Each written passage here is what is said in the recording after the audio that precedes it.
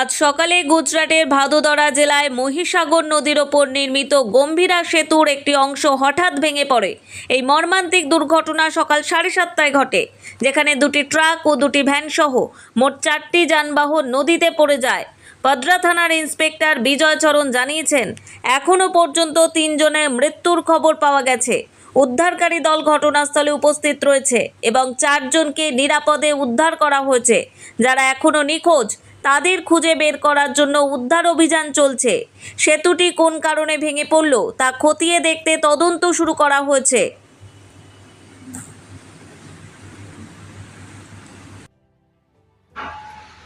কি বলবেন প্রধানমন্ত্রী নরেন্দ্র মোদী? একটা ফ্রড তো।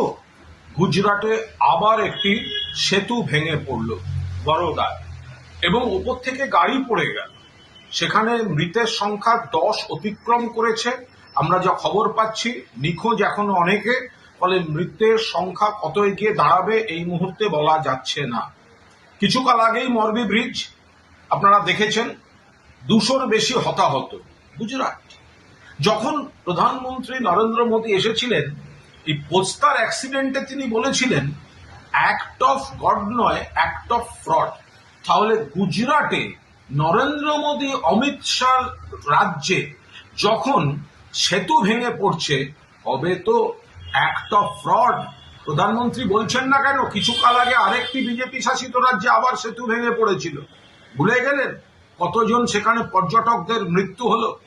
ফলে গুজরাটের এই ঘটনা যথাযথ তদন্তের দাবি রাখে।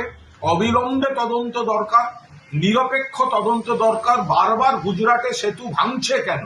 এর নৈতিক দায়িত্ব গুজরাট সরকারের, এবং প্রধানমন্ত্রীকে বলতে হবে গুজরাটের সেতু ভাঙাটাও অ্যাক্ট অফ ফ্রড।